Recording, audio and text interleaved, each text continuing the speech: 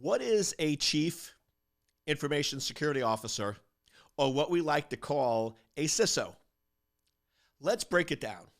What's the first letter? Chief. If you have a chief in your title, that means you are a business executive.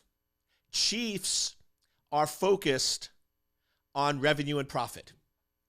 If you are a chief, you are primarily responsible for the growth and success and stability and health of the overall business. That's why you're a chief. The way you can determine if somebody is really a chief or not is their compensation model.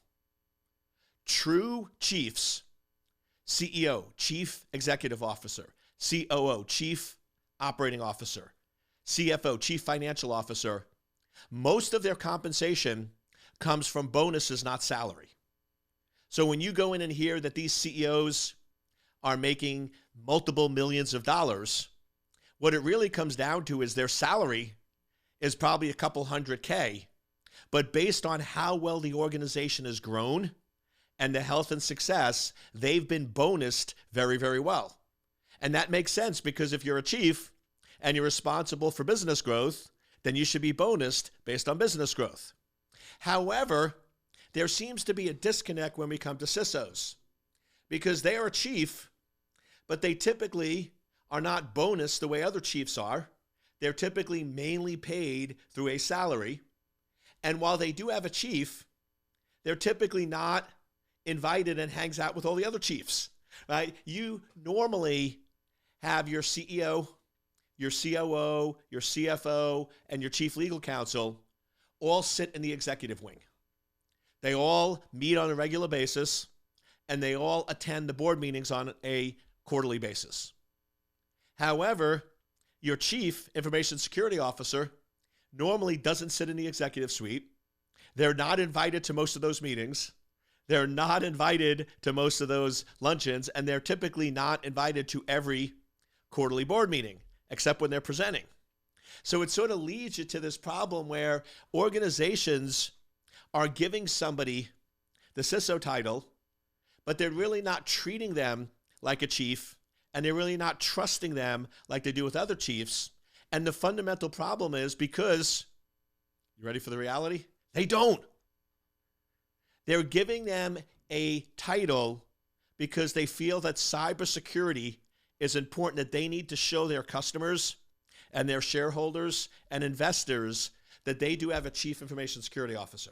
However, because they're treating it as a technical position, and that person doesn't speak true chief language and is not really a business executive, they don't really trust them, and they're not really involved in the solutions. And that's the problem.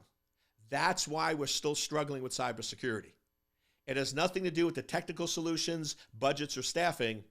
It has that we have an ineffective chief at some organizations, not all. So if you're a CISO and you're like, Eric, I sit in the executive wing, I attend all the meetings, I attend all the board meetings, awesome. You are the exception, and I go in and give you a huge thumbs up because you are the exception. We need more people like you. But unfortunately, most CISOs are viewed more as a technical career track. Here's the problem. If you do something for 12 to 15 years, you like it, and you're really good at it. So taking somebody that likes being a world-class security engineer and enjoys being it and giving him a chief title, they're going to keep being a world-class security engineer.